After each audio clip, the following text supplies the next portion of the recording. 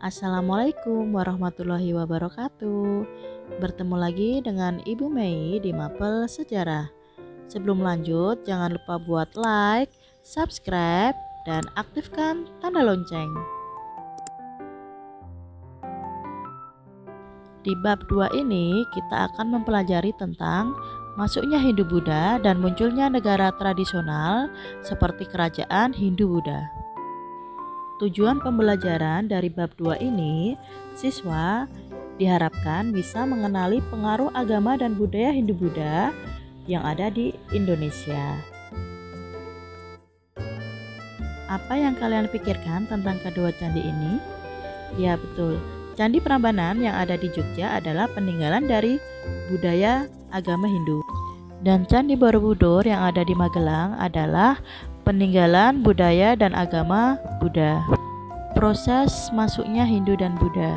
Agama Hindu dan Buddha pada awalnya berkembang di India. Setelah itu barulah menyebar ke negara-negara di dunia termasuk Indonesia. Masuknya Hindu dan Buddha di Nusantara dimulai pada awal Masehi melalui jalur perdagangan. Hal ini dipengaruhi oleh posisi Indonesia yang sangat strategis dalam bidang pelayaran dan perdagangan. Melalui hubungan perdagangan, muncul pengaruh bagi kedua belah pihak dan terjadilah akulturasi kebudayaan. Candi Hindu maupun Buddha pada dasarnya merupakan perwujudan akulturasi budaya lokal dengan budaya India. Kebudayaan Hindu dengan mudah diterima rakyat Nusantara karena adanya persamaan kebudayaan Hindu dengan kebudayaan Nusantara. Jalur masuk Hindu dan Buddha. Untuk jalur darat, penyebaran pengaruh Hindu-Buddha di Indonesia melalui jalur darat mengikuti para pedagang lewat jalur sutra, yakni membentang dari India Utara menuju Bangladesh, Myanmar, Thailand, Semenanjung Malaya, kemudian ke Indonesia. Untuk jalur laut, penyebaran pengaruh Hindu-Buddha di Indonesia melalui jalur laut dilakukan dengan mengikuti rombongan kapal pedagang yang biasanya beraktivitas pada jalur India-Cina. Rute pelayaran dimulai dari India menuju Myanmar, Thailand, Semenanjung Malaya, dan berakhir di Indonesia. Teori masuknya Hindu-Buddha. Yang pertama adalah teori kesatria, yang kedua adalah teori Waisa, yang ketiga adalah teori Brahmana, yang keempat adalah teori Sudra, dan yang terakhir adalah teori arus balik.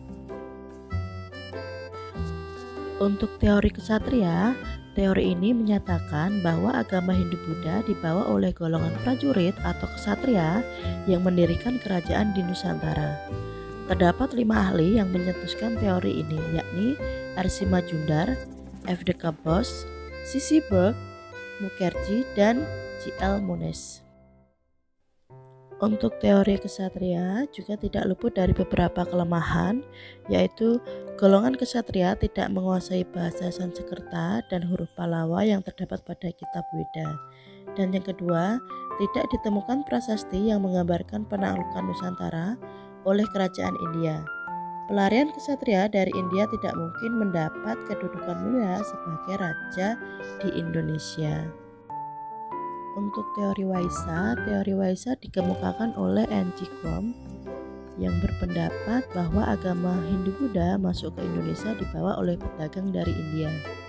Agama tersebut bisa disebarkan dengan cara pernikahan, hubungan dagang, atau interaksi dengan penduduk setempat saat pedagang dari India bermukim untuk sementara waktu di Nusantara.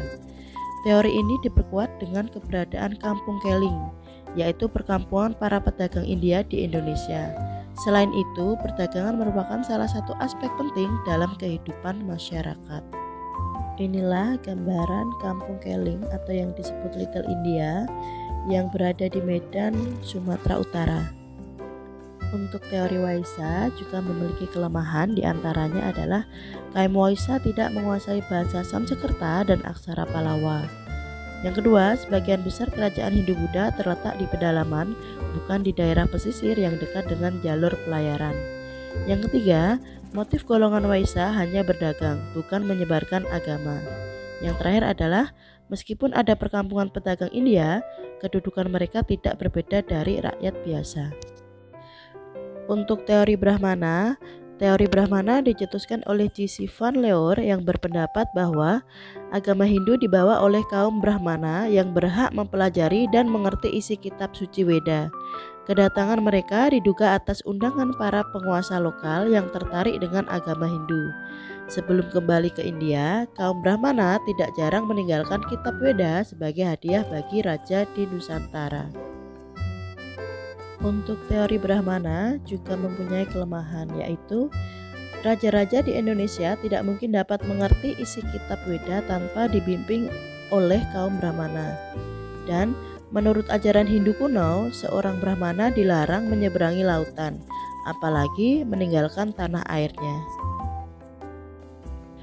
Untuk teori Sudra, teori ini percaya bahwa masuknya agama Hindu-Buddha ke Indonesia dibawa oleh orang-orang India berkasta Sudra.